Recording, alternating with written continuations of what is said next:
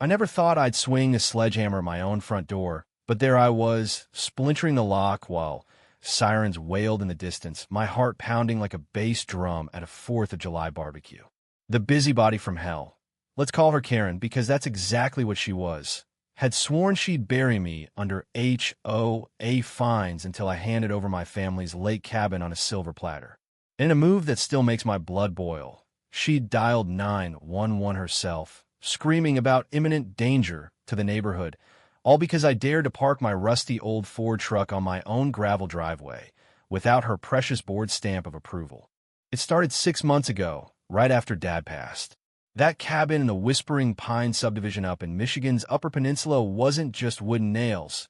It was our slice of heaven, bought with his mill worker sweat back in '78.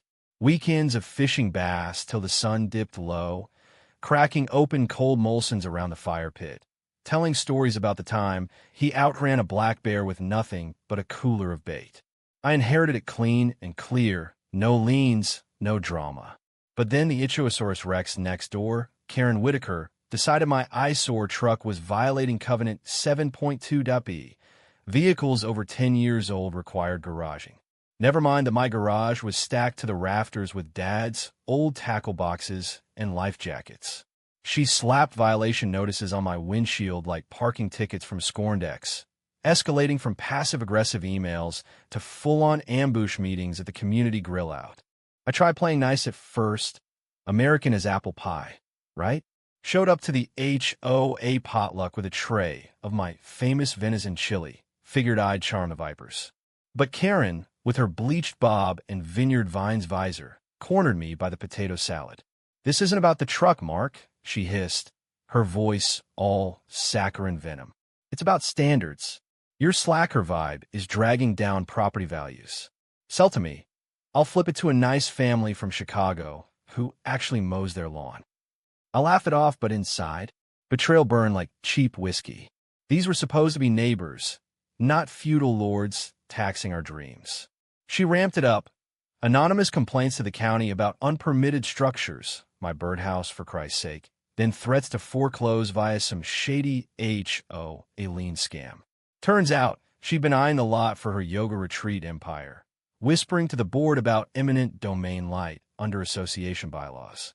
When I lawyered up and sent a cease and desist, she snapped, called 911 that humid July afternoon, claiming I'd threatened violence and was squatting illegally on community trust land.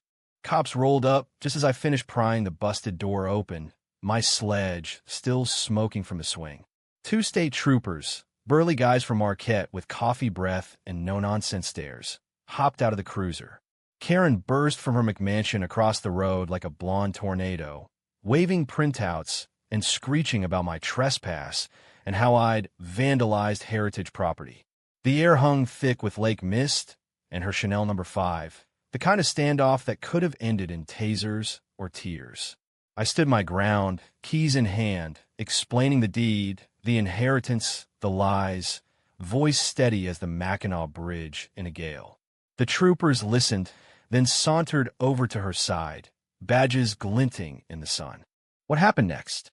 Pure, poetic justice, the kind that makes you believe in karma with a side of due process. One cop pulled up the county records on his dash tablet. My title ironclad, her claims unraveling like a cheap sweater.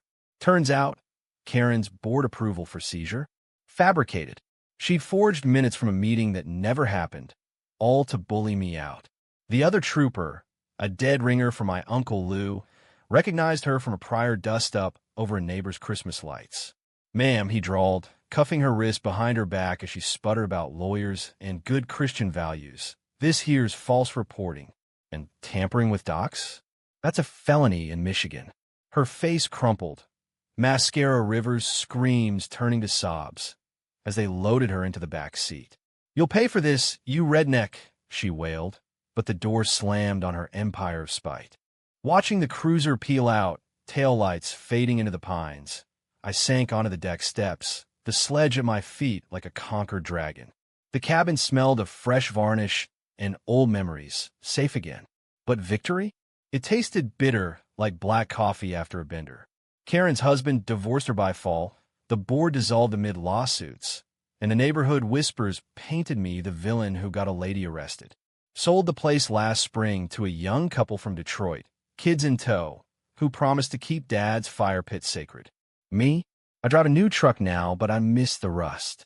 Freedom's pricey, and revenge leaves scars that don't tan.